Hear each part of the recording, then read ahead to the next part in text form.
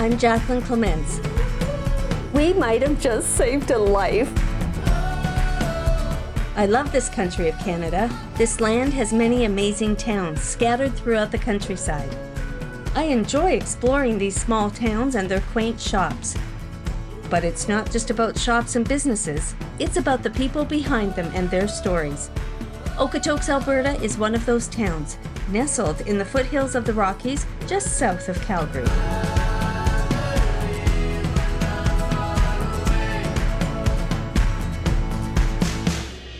Welcome to In the Jump Seat with Jacqueline.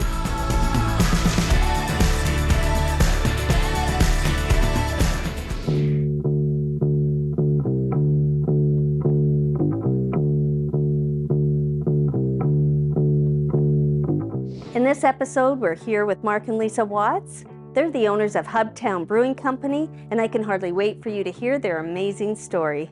So Mark and Lisa, you're this husband and wife dynamic duo. Brewing has not always been in your DNA, but science has been. Is that correct? Yeah. Mark is a geophysicist by training. Okay. And I am a chemical engineer. So between the two of us, we have lots of chemistry and lots of chemistry. You guys We have really lots do of have lots chemistry. of I love chemistry. it. So yeah, we are science nerds for sure. And so you started this not because you're science nerds, but that helped. Why don't you take us back to the beginning? So you were both in the oil and gas industry, and when that was kind of tapering off, coming to a close, you were looking for something else to do. And you went on a holiday? Oh, the best holiday. So, I mean, very simple holiday. We went camping. We went out to Whitefish out in camping. Montana. And we went to a little, it was just the two of us. The kids weren't there. Fantastic. Had a great time. But what we didn't know we were going to run into was beer. So, I mean, if anybody knows our story, I didn't like beer. I, in fact, despised it because I thought beer was the macro beers, the single lagers, the American lagers that are out there. I didn't know that there was 80 different styles of beers. Yeah, I find that amazing too. I didn't know that until I started doing just a little background on you guys. So while we were out there on this little vacation, we said, well, what are we going to do together? Like, we don't even know what to do without the kids around. So we looked into this little pamphlet and it said, oh, there's these microbreweries in town. So we said, okay, let's go. I'm going to be this amazing wife and I'm going to take my husband to a place that I would never go to on my own. But what happened was they took a bunch of little samples of beer of these different styles that I didn't know existed, put them in front of us, and we had like that mind-blowing experience where you went, oh, I had no idea beer could taste like this. And for us, that's where the wheels started to turn. It was like this epiphany while you were taking a flight of beers, right? Yep. Well, we had grown up being told that Canadians had the best beer, and that's just the way it was. And I liked beer, was fine, so weren't expecting to go down to the States and find anything amazing. Okay. And then the flights showed up. Okay, so now take us from that moment to where you started here, because you didn't just open up a brewery for the public. You actually started in a smaller, more intimate capacity with the town. Is that correct? Yep. I mean, we were a home-based business right off the hop. And the reason we were that is because Mark is a hobby woodworker. And I say hobby, he's taken all the courses at SAIT. He gives me grief when I say it's That's hobby. right. I'm a certified cabinet maker. Just saying. You are? I didn't know that. But he did that in his spare time. You have no idea the things we do when we have a couple of minutes. Let's go back. So you started with a home business. Well, what we were doing was we were making small batch brewing equipment that people could brew in their house, in their kitchen, tiny little setup, something that didn't take over your whole house, which was kind of a niche thing in the market at the time. Okay. So we started going to different events and markets and selling this, and people wanted them, and it was great. They're like, oh, this is great. But they kept telling us, they were saying, well, you know, I like this and I'm going to get this for my uncle or for my cousin or whatever, but I have this event coming up. Can you brew us the beer? And we'd say, well, no, you can't do that because, you know, licensing and all of the things that have to happen in order to do that, and then equipment, of course. And they would say, yeah, but we really want you to brew the beer. So we have this thing and we do the beer, and we just kept going, okay, every time we go somewhere, this is the sentiment. And the market was saying, we like this, but can you move in this other direction? We didn't think it was going to be very difficult at all. So the first contact I had after we decided this is the path we're going to go was, hey, I phoned the town. I said, we're thinking of starting a brewery, so just to let you know, we're going to be finding a site. We had no experience at all with how development permits worked and all that kind of stuff, but seemed like it was going great right off the bat. It was. No, not really. If you think back to the very first conversation we had, we were actually told by the economic development manager at the time, you know what, it's really hard to open a brewery in Okotoks. You should really try to take it outside of town. Go to the foothills and see if you can put it together out there. Yeah, they have less rules, less restrictions. Yeah. So Mark and I were like, not very good at taking no. We said, is there anybody else we can talk to? And he said, you know what? Don't get your hopes up. And I know that he was trying to prepare us for disappointment, right? He's seen it before. There were breweries before us that tried to open up in Okotoks, and it was a huge challenge for everybody, which is why there wasn't one. Oh. So he was basically warning us, this is going to be a path. And if you really want to do this, I'll give you the guy's name, but be prepared that it's probably not going to work out. But he gave us the name and we got a meeting and then we started moving forward. So how did you strategize finding the right beer to start serving here? Because there's got to be some technique to how you started. When you look at the beers that we brew, I mean, it really goes back to our original strategy with the home brewing equipment. We used to custom build logos. We created logos for people and we custom engraved everything so that it was very personal. Some people would give us their family crests. They would give us things that were very personal that they could manage in their brewing process.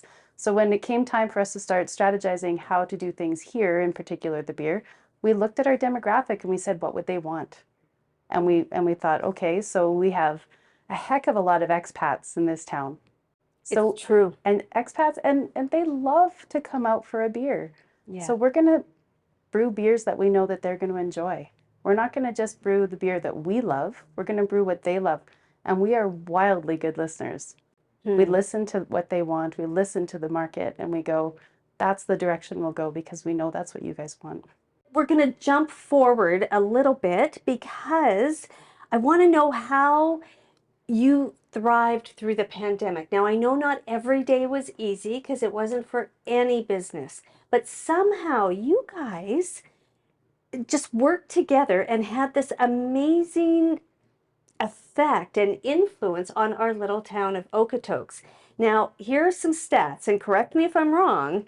You opened September 1st, 2019, with a 58-seat tap room and 12-seat patio, correct? 2.5 years into business, you are now at a 140-seat tap room and 160-plus seat patios. Correct. Then 6 months after opening, COVID shut you down. And I know, and I use this word a lot in our show because the resilience of Okotoks businesses consistently amazes me because you two decided, I'm not taking no for an answer and we're going to do something. So tell me a couple of the things that you did. Oh my. I know you did. I know it's on my notes. I have a lot of things on here. Like you did a crowdfunder, June 2020 to survive the shutdown, and you did something with your upper level to grow your patio. Tell us about that. For sure. So before the pandemic, we were operating normal, but had never been through a summer without COVID. We were only 6 months in. We were 99.5, almost 100% in-house, which means everybody came to us. So our entire goal as a business is to pull people together, to get them to gather, to get them to have a reason to get out so that it just is better for people. So for us, we wanted to be the cheers. And then when the government said, well, there's this COVID thing, and now we're gonna shut down your tap room, we just went, oh my God. So we're gonna go literally 100% the other way. We were not set up for that. We literally can every can of beer we have by hand. We label the can, we write on the can to tell you what it is. We fill it up, we do it all by hand. So for us, switching to that model was a wildly different model than we had ever anticipated. But we did it. We went for it anyway. Wow. And the reason was because people weren't ready for everything to just drop off. Right? That's true. So we said, okay, we're gonna go. We're gonna do this. We're not gonna make any money. We understand that. The cost of switching is horrible. It's not the way it works when you're a little company like us and you're hand canning everything that you have. That's amazing. But the relevance was spectacular. Wow. Because I mean, this town in particular, and I don't know if it happens elsewhere. I think the magic happens here, but I could be wrong. But this town in particular, people, they all surrounded us, and it was like a big hug. They were like, we're going to take care of you. People were coming in and buying beer for all of their friends. Like this one amazing couple would come in regularly and buy 20 crowlers of beer. The crowlers of beer are huge. And they would go and deliver them to all their friends. Or you'd have people coming in and saying, you know what, we don't even drink beer, but we're buying it because we want you to survive. Wow. So for us, it was huge. So when you talk about the engraving of 800 mugs, that's because in return for the kindness that they were showing us, we wanted to help people feel like they were still part of their community, but the community had to stay home. And so we created the Global Isolation Mug Club, which everybody got their mug and they got their beer and they enjoyed it at home, but it was okay because they were still part of their community. Wow. A couple of things that stand out. You did this Beer for Life and branded at the brewery, and it raised, I see the number here. This is incredible. How much money did you raise and what was it for? I believe it was about $130,000. So the intent was it was a crowdfunder essentially, because every time we were told to reduce our capacity for COVID or shut down our tap room, we had to find a way to get people in somewhere. So we had to spread out. So we would kind of chase that wave. So they'd say, okay, now you have to space your tables 6 feet. Okay, well now there's not enough tables to survive. We need to build. We need to keep moving. We built our outside patio, which essentially saved our lives. But that Beer for Life and the branded at the brewery, which is logos from local companies on our tables, that raised the money to do all of the construction in our upper level and create our rooftop patio. So it opened up 140 seats that didn't exist prior. Another thing that I think is really cool is you have been awarded 2 awards here in Alberta that I didn't even know existed. So tell us what they are and what they're for. So those are the Alberta Beer Awards. And last year we earned our first 2. One was a silver medal for the Don't Hassle the Hef, German Hefeweizen. Okay. We call it, the Hef. Yeah. Okay. And the second one was a gold for our Summer Wit, which is a Belgian wit beer. Wow. Okay, so how many beers do you actually have here that you serve? We're serving 11 right now, Okay. but we rotate through them during the year. So Okay. different ones will come out in summer and we'll add some, take some away. Yeah, take them off, put them back on. And every time we take one off, we get in big trouble by Everyone. a collection of people that's their favorite beer. So we got to make sure we bring them back every once in a while. Very cool. I could go on because there are so many things that are happening with you because you are actually taking this business outside of the Okotoks borders. Finally. Yeah. And so where are you headed? Give us just a little snippet of that. Well, we finally are going to try and solidify a canning line here. So we're going to go from the hand canning, very laborious for everybody here, to a commercial canning line where we can finally start putting some of the product out into restaurants and stores around Alberta. We've never had a salesperson before because Wow. there's nothing scarier than saying, hey, would you like our beer? And them saying yes, and us going, oh my gosh, I don't know if we can get you enough. So we have never actively sought out accounts to this day. So this will be a big expansion for us. Well, I can hardly wait to see what's going to happen. Did we tell you about the beer cocktails for people like you that don't like beer? No, why don't you tell us about those? I thought I'd better say something. I didn't even know what that. You can have a beer cocktail? Yeah. Okay, so Our licensing doesn't let us bring in alcohol from other places. Oh, So literally, legally, we can't bring in vodka or gin or any of those things and make you those kind of drinks on premise because our licensing doesn't allow it. okay. But legally, we're allowed to make beer cocktails. So we take our beer and we combine it with different spirits and we make, unique cocktails. You know, we made one for you, right? So you made a drink for me? Yes, a custom drink all about you. What's it called? It's called the Jacqueline. Cool as a cucumber. Cool as a cucumber. I'm really not cool right now. I can hardly wait. What's in it? Okay, beer, gin, cucumbers. It's healthy. Oh, I can hardly wait to try it. So let's come back in a little bit and we will taste that drink on camera.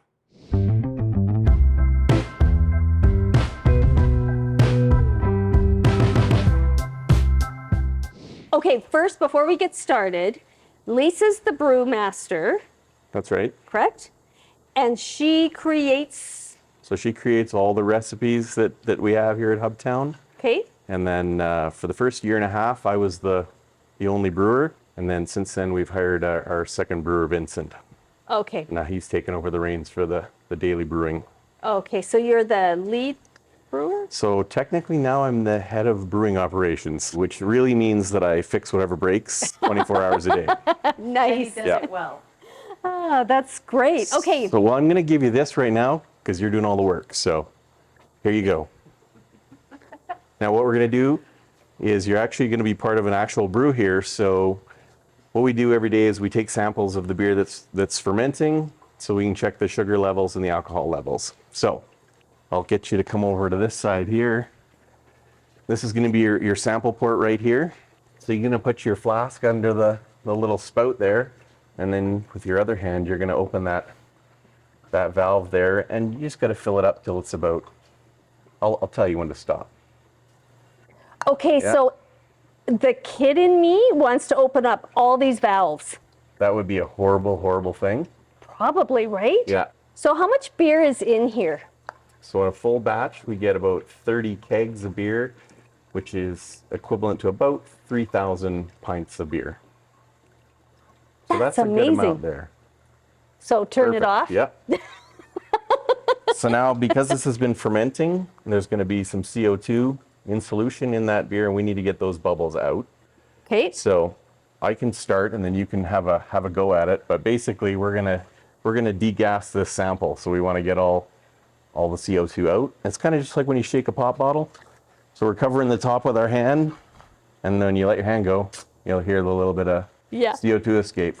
So you're gonna want to do that until you don't really hear anything escaping anymore. it'd be terrible if I dropped this, wouldn't it? It wouldn't be the greatest thing, but Okay, so let's not do that.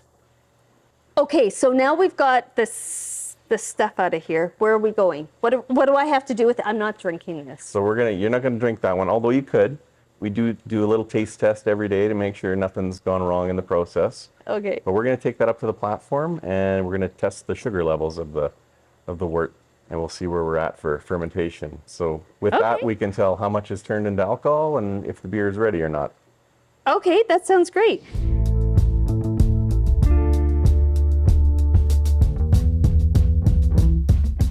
So we've moved from the vat down there, taking almost our beer, and we're gonna pour it in here. That's right. And then we're going to check the level of the sugar that's left in that Okay, wort. so this is almost beer. It is so close to beer, it's amazing. So we could drink it and it would taste fine. You could drink it and it'll taste basically like what it'll taste like, but right now it's not carbonated. That's really the only difference. Okay, and at some point you'll get rid of all the foam that's in here. Well, we're done with that sample now, so I can take that. You can drink it if you want to. I don't think he trusts me. So this is the Okay. hydrometer. Okay, the so we're going to hydrometer. lower that slowly into your test vial there.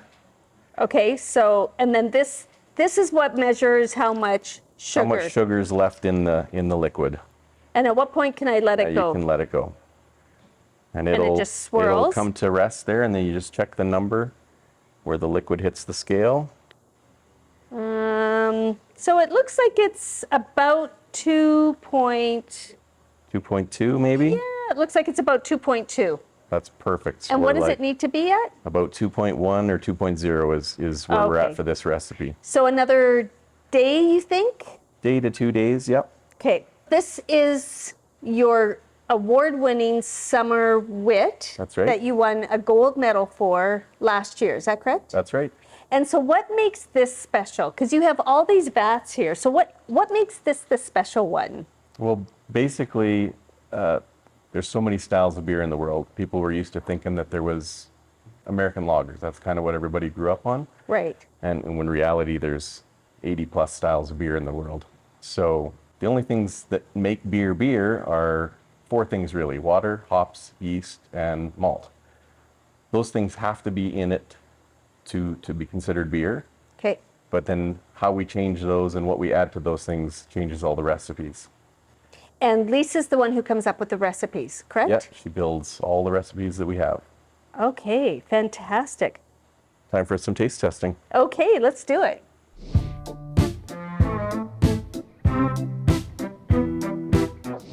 Abigail's going to show you how to make a beer cocktail, which we're allowed to make now, but originally we started with only beer.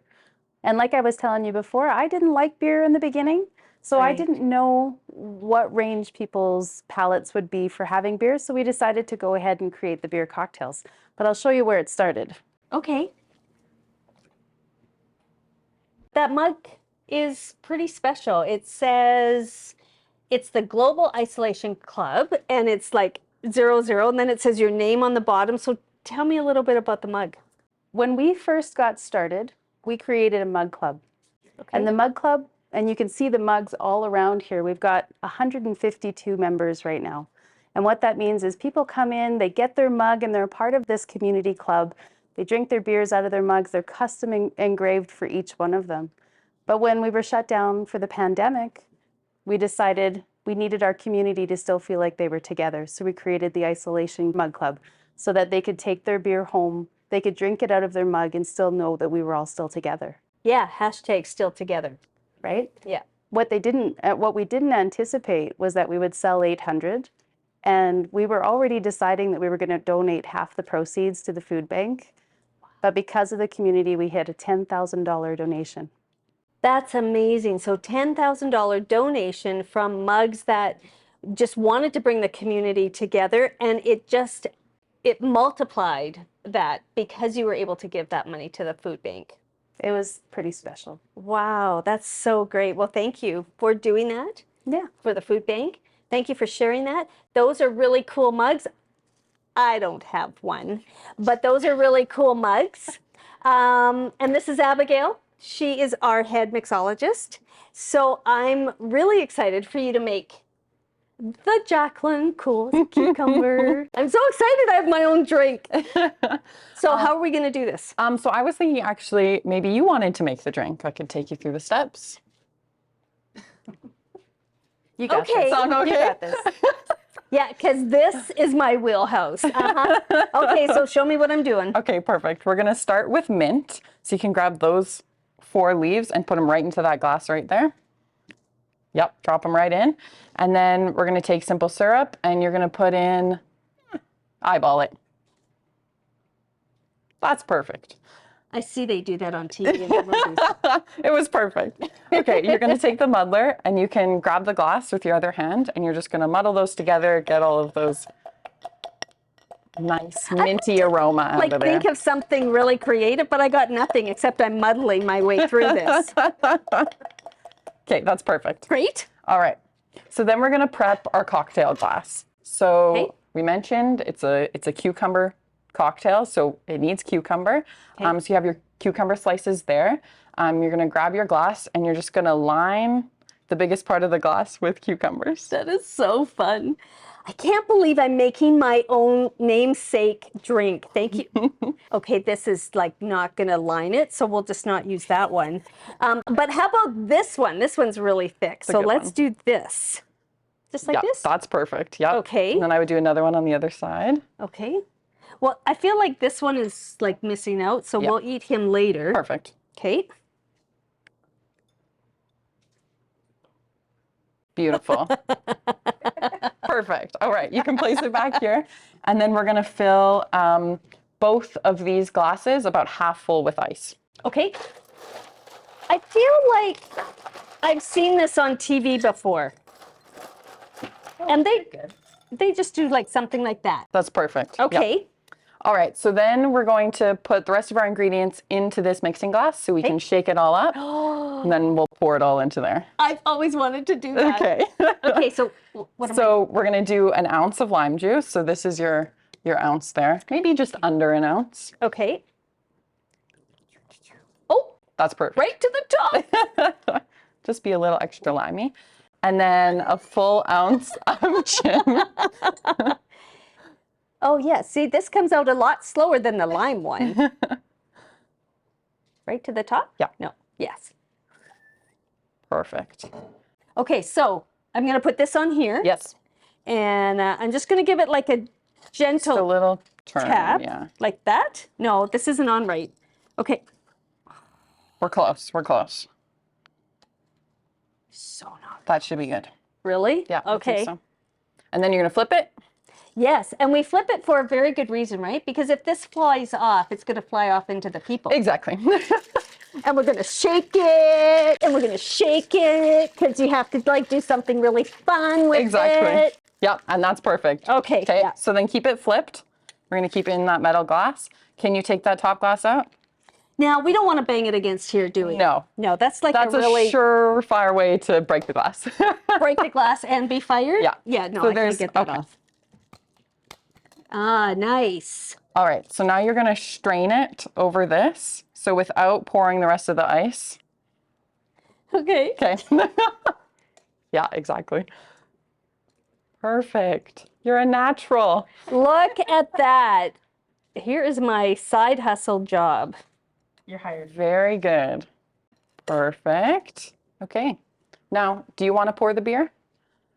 Oh, yeah, because we have to put beer We in have there. to put beer in it now. No, you go ahead. Okay. So in this cocktail, we actually we mixed 2 beers together. Wait a minute. I do want to do this. What are we doing? So we're gonna start with our Berry Manly. Okay. Pull it just from right there. Yep. Right here? Yeah. Okay. Start. Stop. Perfect. Now we're gonna move to our Fort Knox Belgian Strong. We're gonna do this. Knox. We're gonna do the same thing until it's full. Perfect. Stop.